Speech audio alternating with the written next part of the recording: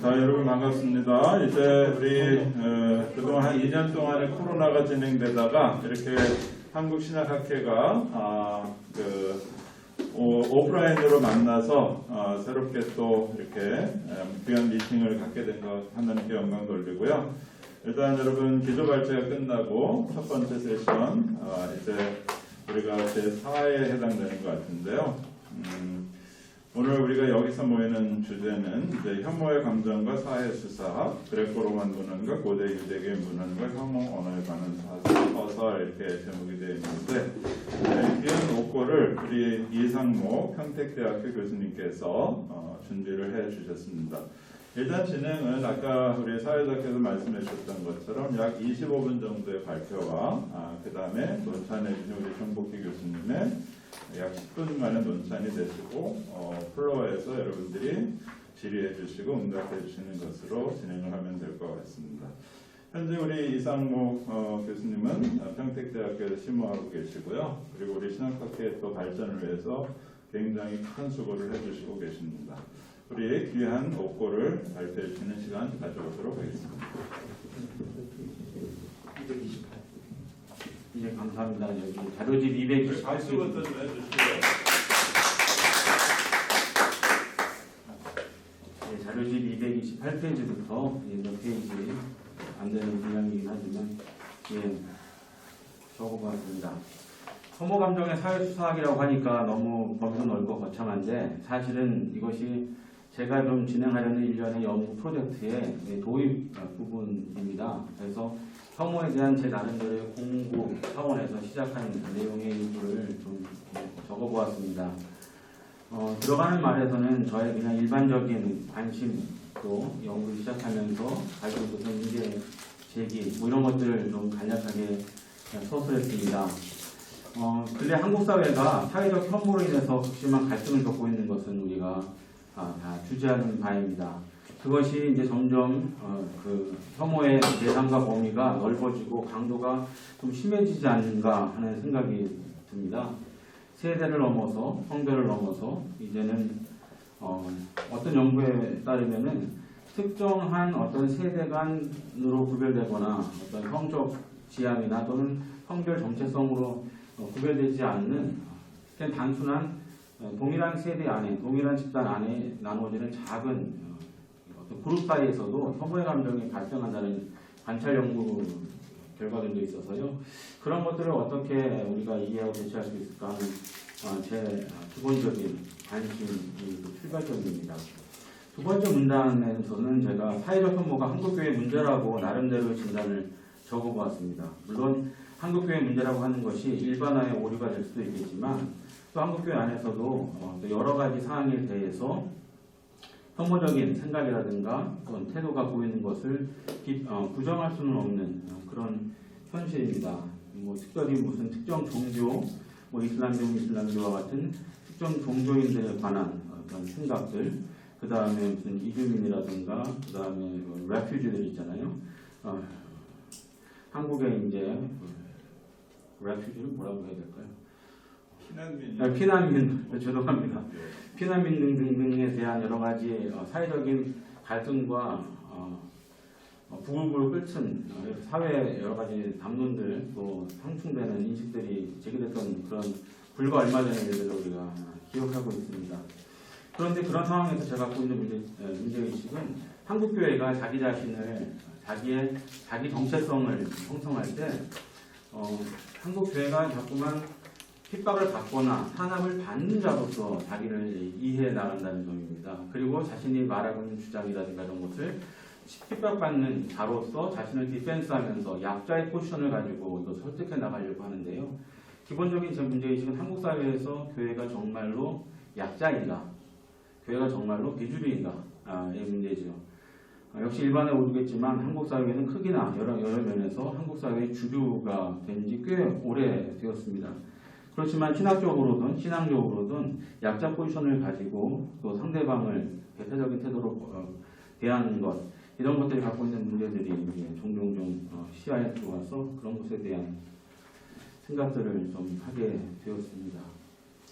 그 중에 이제 중간 이후에 한 문장을 읽으면 교회는 배타적 태도를 비판하는 목소리를 오히려 교회를 향한 탄압이나 부당한 비난으로 인식한다. 핍박받는 교회라는 자기 이해는 21세기 한국 교회에서도 종종 발견된다. 이런 것입니다.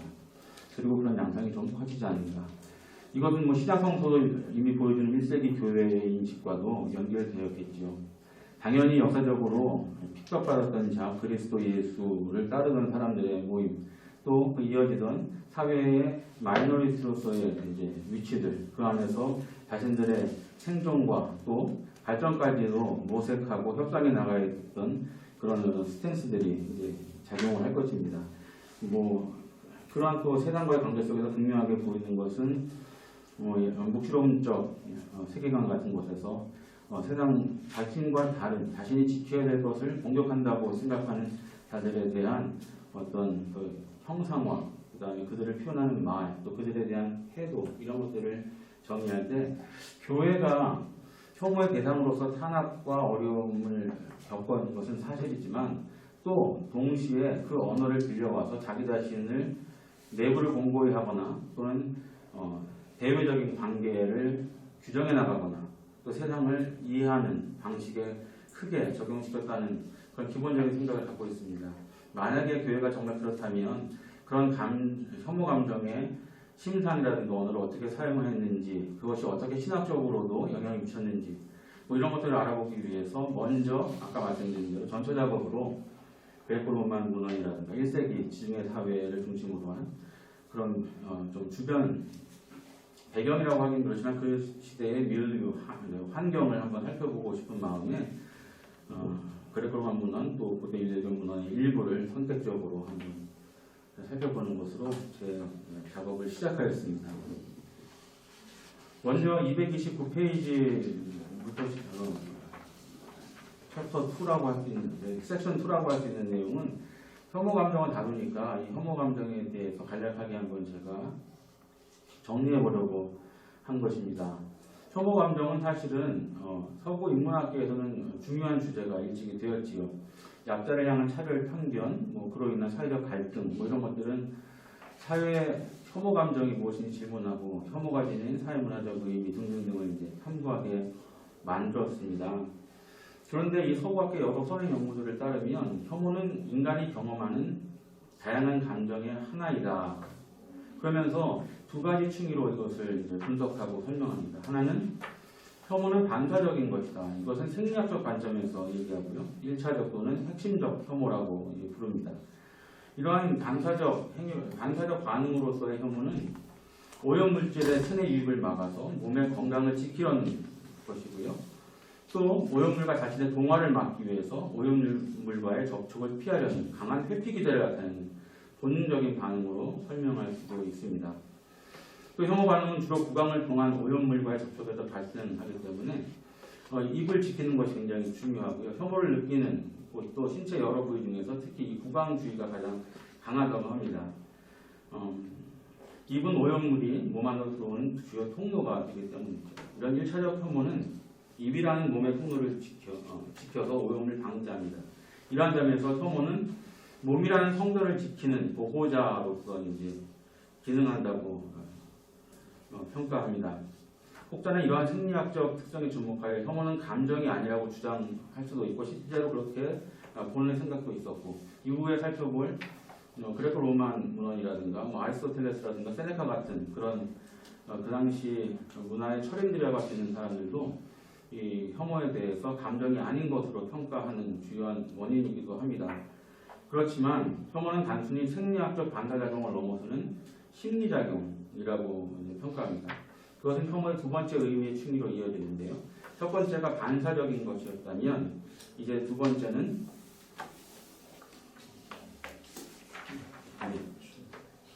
몸을 지키는 230페이지에서도 이어지겠지만 그 중간 먼저 표현을 보시면요. 가장 가운데 영문으로 가로치고 쓴 그 표현 그룹을 지키는 보호자로서의 230페이지 중간입니다. 가장 가운데 영문으로 이렇게 가로치고 했었던 The Guardian of the Temple of the People. 그래서 어떤 그룹을 지키는 개인을 지키는 것이 아니라 그룹을 지키는 것으로서의 혐오 감정과 그 반응 기제들이 이제 그 다음 주제가 됩니다. 229페이지 내 마지막 문단으로 돌아왔어요. 혐오는 생리학적 현상으로만 이해할 수 없는 인지적 사회적 측면을 지닙니다. 다시 말해 혐오는 불결한 사물에 대한 역겨움이라는 생리학적 반사 반응으로만 보기 어려운 측면이 아주 다분하죠. 가령 특정 음식이나 식재료에 대한 혐오 반응은 사회와의 결과로 나타나는 경우가 많이 있습니다. 같은 냄새와 맛에 대한 호오의 반응은 개인의 문화적 배경에 따라서 다르게 나타납니다. 또한 인간의 혐오 반응은 개인의 발달과 사회화와 관련이 있음을 보여주는 연구들도 많이 있습니다. 한 예를 들면 로트만이라는 학자가 인간의 혐오 반응이 5세 이후에 나타난다고, 그 이전에는 일반적인 성인들이 느끼는 혐오 물질, 혐오물에 대한 혐오를 느끼지 않고 거기에 대해서 반사적으로 반응하지 않는다. 그러니까 회피 기제를 작동시키지 않는다고 합니다. 물론 여러 연구들은 꼭 5세라고 특정하기보다 심지어는 3세 또는 7세 사이에 어느 한 지점을 말하는 그런 심리학적 연구들도 있거든요. 그래서 여기서 이제 중요한 것은 꼭 5세가 문제가 되는 것이 아니라 혐오 반응이 인간의 본능적인 측면이라기보다 본능적인 측면이 있다고 하더라도 개인의 발달 과정에서 획득되는 것으로서 개인이 겪은 사회화의 결과로 볼 수 있는 측면이 다분하다는 겁니다. 이것을 뭐 그냥 사회화를 소셜라이제이션이라고 번역할 수도 있겠지만 우리가 또 인컬처레이션 이렇게 하면 그 문화권 안에서 살아가면서 그 문화를 체득하는 가운데 얻어가는 것으로 이제 볼 수 있죠. 혐오의 사회화는 혐오가 생리학적 영역을 넘어서 사회적 영역을 지니고 있음을 보여줍니다. 생리학적 관점에서 혐오의 대상은 역겨운 냄새, 맛 또는 의심스러운 물질 등입니다. 하지만 사회화라는 관점에서 보면 혐오의 대상은 물질의 범위를 넘어서게 됩니다. 타인의 피부색, 성적 지향, 종교, 사회적 또는 법적 지위 등으로 확장되어 가죠. 이러한 현상은 연관을 통한 혐오를 보여줍니다.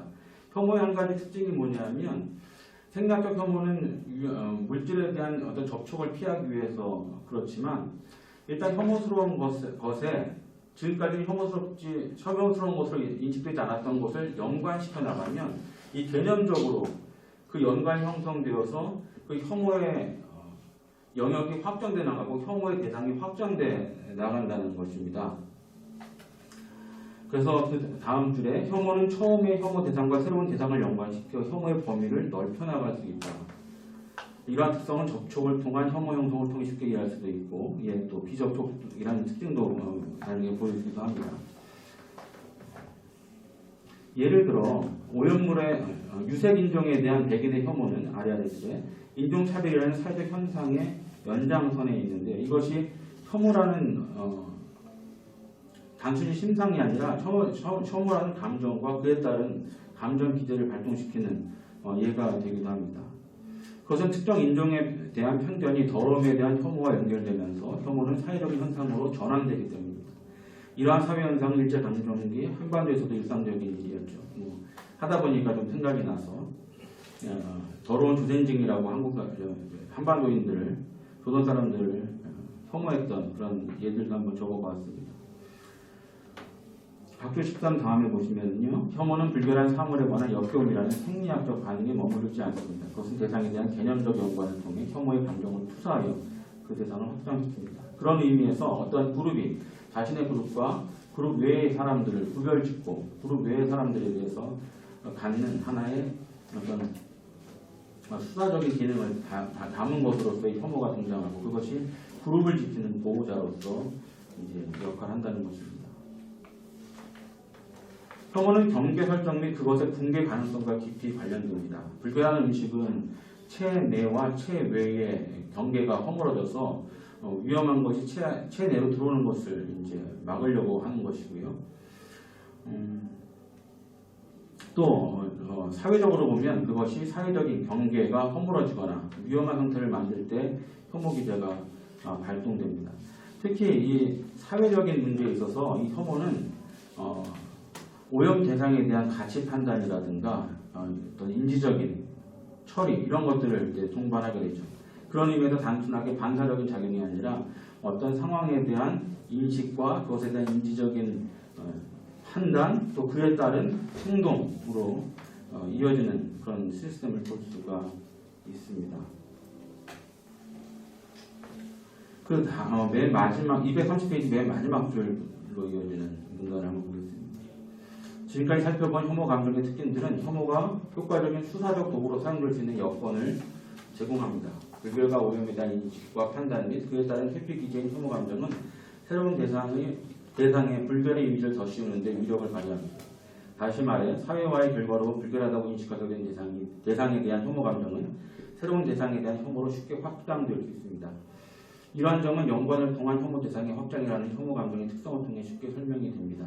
연관을 통해 혐오 감정은 새로운 대상으로 전이되는데 그것은 새로운 대상에 대한 인식 및 그 대상을 상대하는 행동 패턴의 변화를 가져옵니다. 이런 혐오 감정의 전이는 새로운 사회적 경계 설정을 의미합니다. 혐오의 대상으로 새로이 편입된 대상은 이제 혐오 주체가 설정한 경계 외부에 놓이게 되고 그 대상과의 사회적 접촉은 회피해야 할 것이 됩니다. 만일 그러한 접촉이 일어난다면 그것은 혐오 감정을 일으키고 그에 따른 행동 패턴을 작동시킵니다. 그런데 그 행동 패턴이 사실은 굉장히 폭력적으로 일어나는 문제가 이제 일어나기도 하지요. 그래서 그 행동의 폭력적인 문제는 그 다음 문단에서 제가 몇 가지 서술한 것을 참고하시면 좋겠습니다. 단순히 회피하기 위해서 노력했다가 그것이 안 될 때는 상대를 공격하고 상대를 제거하는 그런 특징을 보입니다. 제가 예로 든 것은 이미 다 주지의 사실인 독일 나치 정권이 있었던 특정한 민족의 우월함을 선전하면서 여러 사회적 약자들을 처음에 격리하고 나중에는 제거했었던 그런 현실을 한번 생각해 보았습니다. 나치 혐오의 대상은 우리가 흔히 홀로코스트라고 얘기하는 유대인들 특정한 에스닉 그룹에 대한 것뿐만 아니라 성적 소수자, 특정 이념지지, 공산주의자, 그다음에 노동조합, 조합원들 등등등등해서 사회의 여러 대상들에 대한 공업적인 태도들을 보이고 실제 역사적으로 그것을 실행해 나갔죠.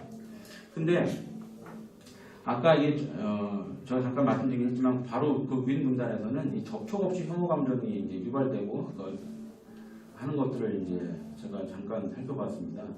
예를 들어 접촉 없이 혐오 감정, 그러니까 어떤 피지컬 컨택이라든가 이런 것이 없이 된다는 것은 머릿속으로 생각만 해도 개념적으로 머릿속으로 떠올리기만 해도 혐오 감정이 일어나고 그에 따른 감정에 따른 행태가 드러나는 문제가 있어서 특별히 그런 어떤 이런 개념적으로 혐오 감정을 확대해 나가고 강화시키고 이 기제를 발동시키는 일들은 사회적인 여러 문제를 나타내는데요. 그런 것이 가능한 것이 아마 이 수사학적인 어떤 기능 속에서 그것이 이루어진다고 봅니다. 아마 이런 측면을 포착할 수 있는 게 혐오 감정의 언어와 심상의 수사학적 기능이 아닐까 싶습니다. 맨 마지막 문단을 보시면요. 섹션 2의 맨 마지막 문단을 보시면요. 혐오에 관한 여러 연구가 혐오를 정의하면서 인적 감정과 명확한 구분선을 설정하려고 시도하기도 했습니다. 그렇지만 그것이 정말 그러한가에 대한 반론들이 있을 수 있고 적어도 혐오의 양태가 나타날 양태는 외견상 적어도 반감이나 분노, 경멸, 폭력 등의 다양한 형태 또 심리 상태와 연관된 것으로 보여져서 이 혐오 문제가 단순히 호오의 문제라든가 개인적인 취향의 문제를 떠난 사회적인 문제가 된다는 것을 많은 사람들이 이제 포착하고 지적하였습니다. 지금까지 이 혐오 감정에 대한 일반적인 또 사회학적인 연구, 심리학적인 연구 등등등을 기초로 해서 이해한 바를 서술했고요. 그 다음 231페이지 섹션 3부터는 그레코로만 문헌 속의 혐오 감정의 사회수학이라고 이제 시작을 했는데 제목이 너무 거창하고 내용은 그렇지 않아서 죄송합니다. 실제적인 이제 그레코로만 문헌의 예들을 한번 보려고 이제 생각해 보았습니다. 그레코로만 전통에서 감정은 인지적 활동에 따른 것으로 이해합니다.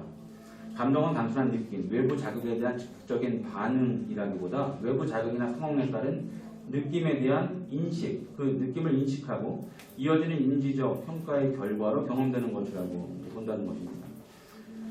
이러한 감정 이해는 가령 두려움, 연민, 분노 등에 관한 아리스토텔레스의 정의에도 잘 등장하고 이 아리스토텔레스 같은 사람이 정의한 것이 후대, 제가 세네카 예를 들었지만 아주 똑같진 않지만 상당히 영향을 미쳐서 동일한 시각을 보여주는 것의 예로 나중에 세네카 예를 들겠습니다.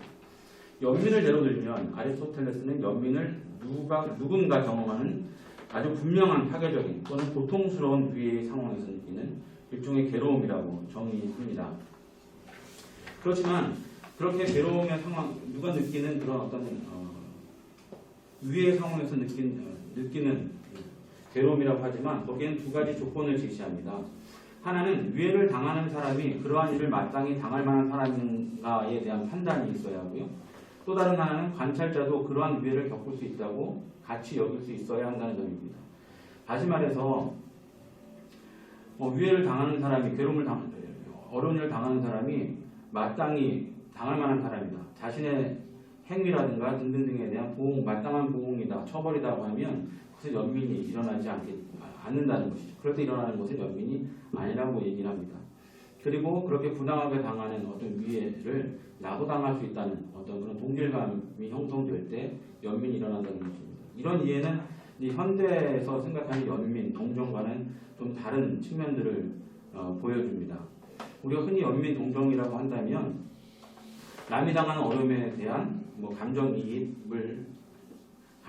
또는 거기에서 느끼는 어떤 치근함 이런 것들로 이해될 수 있는데 사실은 아리스토텔레스 같은 철학자에 의하면 그것은 감정이 아니라 그냥 즉각적으로 반응하는 하나의 정서 상태일 뿐이고 이것이 어떤 이성의 활동에 따라서 인지적인 처리를 거친 다음에 어떠어떠한 조건에 합당할 때 일어나는 감정으로서가 감정이 이제 연민이다라고 이제 보는 것이죠. 232페이지 첫 번째 문단의 중간 부분인데요. 고대 그리스 철학에서 감정은 외부 자극이나 상황에 대한 인식과 인지적 판단에 따라 경험되는 것으로 이해되었다. 이런 것이 이제 세네카에서도 이어집니다. 다음 절에 보면 세네카의 이제 예를 하나 들었는데요. 세네카가 이제 전조 감정이라고 제가 말을 번역한 그런 용어를 사용합니다. 감정은 아니지만 하나의 전 감정 단계라고 이제 봅니다. 그것은 이제 세네카가 이 혐오에 대해서 이해를 하면 혐오와 같은 반응에 대해서 이해를 하면서도 여기에 이성이 어떻게 역할을 하느냐를 이제 가지고 이것이 정말 감정인가 아닌가를 나누면서 하나의 전조 감정이라는 카테고리를 이제 얘기하는데요. 그는 충격적 경험에 대한 조절할 수 없는 반응들을 전조 감정으로 분류하면서 그 안에 접촉하기에 불쾌감을 주는 것을 이제 포함시킵니다. 그래서 일종의 혐오도 이런 외부 경험에 대한 조절할 수 없는 반응이라고 이제 보는 것이죠. 세네카에게 혐오는 인지적 판단을 거치지 않은 정서적 반응이다. 아리스토텔레스와 세네카의 예가 보여주는 인지론적 감정 이해는 혐오를 감정의 영역에서 제외하도록 하였다. 그리고 이제 그 이어지는 내용은 잠깐 참고하시면 되고요. 특히 아리스토텔레스 같은 사람이 감정을 논하면서도 왜 이 혐오 같은 것을 다루지 않았는가에 대한 추측이 될 수도 있고 해석이 될 수도 있는데 수사적 기능에 이제 주목한 아리스토텔레스, 그러니까 감정을 통해서 어떻게 청중을 공감시키고 설득할 것이냐에 관심을 두고 그것을 논하면서 혐오 같은 것은 사실은 이 대중을 향해서 이제 수사적인 역할을 하는데 좀 부적절한 것이 아닌가 한번 보았다고 이제 평가할 수 있습니다. 230페이지 이제 마지막 문단을 보시면요. 시간이 제가 한 5분 정도 남았습니다. 아 그런가요? 네. 빨리 진행하도록 하겠습니다. 그레코로만 철학 전통에서 혐오는 중요한 탐구 대상이 되지 못했습니다. 그렇지만 실제로 이 혐오가 감정으로 발동하고 또 실제 상황에서 경험되고 또 때로는 그것을 통해서 타인에 대한 평가, 관계를 형성하고 했던 여러 가지 사례들을 우리가 생각해 볼 수 있습니다. 그러니까 이성적인 판단, 인지적인 판단이 있느냐 없느냐, 그 처리가 있느냐 없느냐 가지고 감정을 얘기했지만 사실은 혐오가 그런 인지적인 처리를 바탕을 하고 있다는 이제 주장을 하기 위한 하나의 예를 드는 것인데요. 예를 들어서 이제 호라티우스가 쓴 문헌 안에 한 예가 식탁에서 시중드는 노예 소년의 예를 얘기합니다. 기름진 손자국이 찍힌 그릇을 주인이나 손님에게 내어놓는다면 그것은 즉각적인 혐오 감정, 역겨움을 일으킨다라고 하는데 사실은 이런 문제를 이제 연구하는 다른 학자들은 사람들이 질문하는 것을 보면 과연 그런가? 그 손자국 찍힌 손자국의 주인이 그 노예 소년이 아니라 자신과 동등하거나 또는 자신보다 우월한 사람의 것이라고 한다면 그 같은 반응을 일으키겠는가라고 질문합니다. 그것은 혐오 감정이 사실은 사회적인 지위 차이, 체계, 그 다음에 지위의 차이, 사회적인 수직 관계에 민감하다는 연구 결과들이 발현되기 때문에 그렇습니다. 같은 것이라도 거리의 불황자가 내뱉는 침과 아니면 옛날 이제 뭐 왕조 시대 예를 드는 학자들이 있는데요. 그 절대 군주가 내뱉는 그 신체적인 분비물과 이것은 전혀 다르다는 것이죠.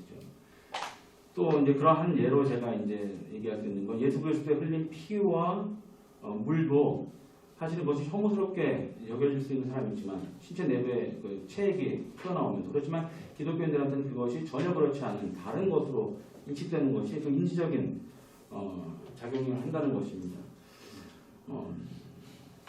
그 외에 이제 233페이지의 예는 이제 어떤 특별히 이제 보시죠. 플라미니누스라는 사람의 정치적인 행보에 대한 호민관들의 반응을 기록하는 리비의 역사 기록에 드러나는데요.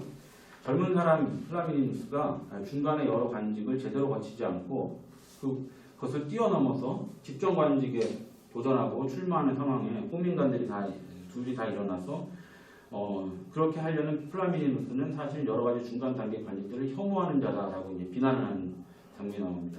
그래서 여기서 말하는 이 혐오는 단순히 이제 어떤 유생적인 문제뿐만 아니라 문제가 아니라 사회적인 측면을 더 보여주고 그것이 정치 질서, 사회 질서와 연결되는 측면들을 보여주는 예로 들었습니다. 그래서 지금까지 지켜왔던 사회 위계 체제나 정치 질서에 대한 도전 또는 그것을 붕괴할 수 있는 일에 대해서도 그것은 혐오라는 언어로 비판받고 사실은 플라미니누스가 중간직을 혐오했다기보다 그 비판하는 호민관들이 그런 플라미니누스를 혐오스럽게 보면서 비판하는 언어로 수학적으로 사용하는 예들 그리고 그 자신의 그런 감정을 다른 원로인이나 대중과 공유하려는 노력들을 보여주는데 이제 그런 것들이 하나의 사회수학적인 사용의 예가 될 것입니다.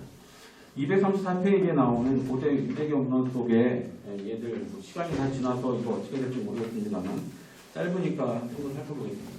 히브리 성서에는 혐오 표현이 굉장히 다양하게 등장하죠.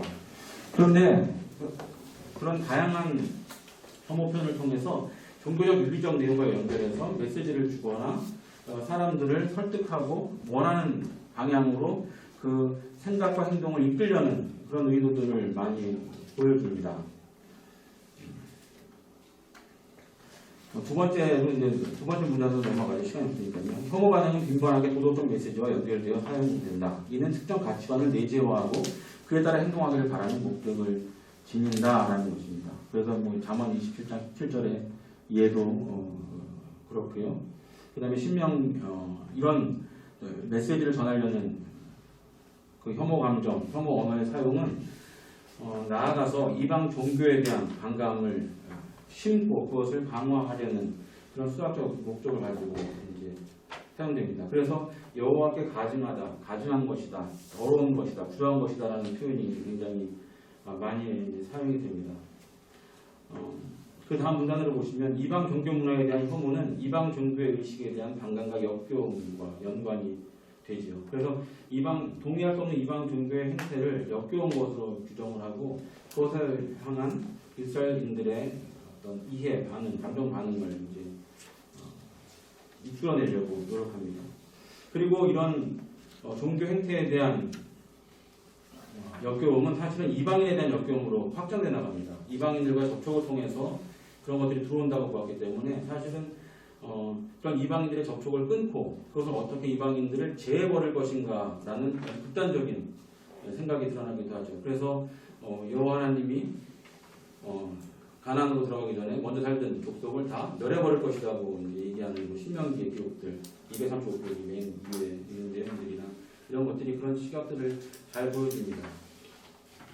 또 비누아스의 이런 폭력적인 행위가 후대에는 그것이 열심 또는 열정으로 평가받을지라도 어떤 분리와 경계 설정을 놓고 그것이 깨어졌을 때 보이는 아주 극단적인 혐오 반응, 또 그것을 후대에 긍정적으로 평가하면서 그것을 통해서 도리어 추구하고 설득하려는 바가 있고 그것을 설득해 나가는 과정들을 우리가 볼 수 있습니다.